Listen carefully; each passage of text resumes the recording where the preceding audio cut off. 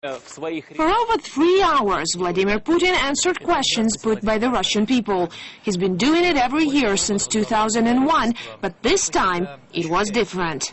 Putin set the tradition as president, but this time he was here not as the Russian leader, but as the leader of the United Russia, the country's ruling party.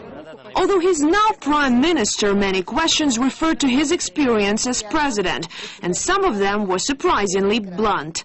Not so long ago, a French media source alleged that while in conversation with Nicolas Sarkozy, Putin said he'd like to hang Saakashvili, and not by his neck. This August saw horrifying events in South Ossetia. Is it true that you promised to hang Saakashvili by an unmentionable part of the body? Why by just one?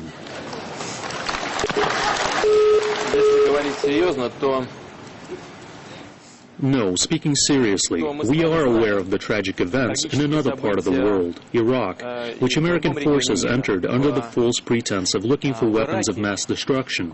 They didn't find any weapons, but hanged the leader for a different reason, the wiping out of several Shiite villages. The leadership of today's Georgia undertook a massacre of civilians in South Ossetia, wiped 10 Ossetian villages off the face of the earth, attacked our peacekeepers and killed many of them. Iraq did not attack America, but Georgia's was an attack on Russian servicemen performing their duties, and someone has to be held responsible for this. Putin hopes the relations between Russia and the U.S. will improve with the incoming administration in Washington.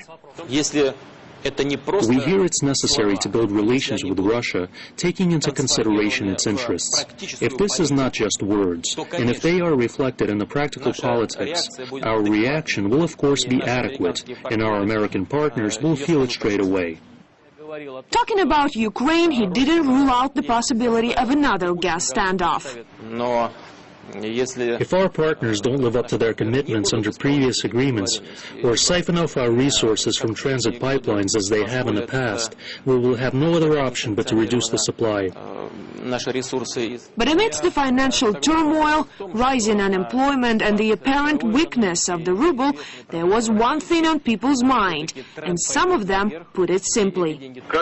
So how do we live now? Some people asked questions, others made requests, like the little girl in Buryatia, Russia's eastern province. Uncle Volodya, it's almost New Year. My sister and I live on our granny's salary in a village. There are no jobs here, and we want to have new dresses. Can you give us a dress like Cinderella? Can you be our New Year fairy? Throughout the conference, the Prime Minister promised higher pensions and increased social security. His attitude was one trying to inspire confidence.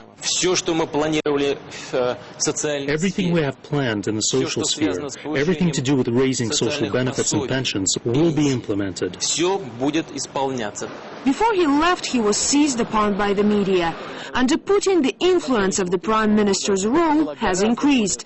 Recently, there has been much speculation, especially in the foreign press, of an early return to the presidential post. Russia is due to hold its next election in 2012. I think people should perform their duties at their workplaces properly. It's not worthwhile bothering now about what's going to happen in 2012. Let's wait and see. He also promised he had no intention of resigning. Alexandra Kasharnitskaya, RT, Moscow.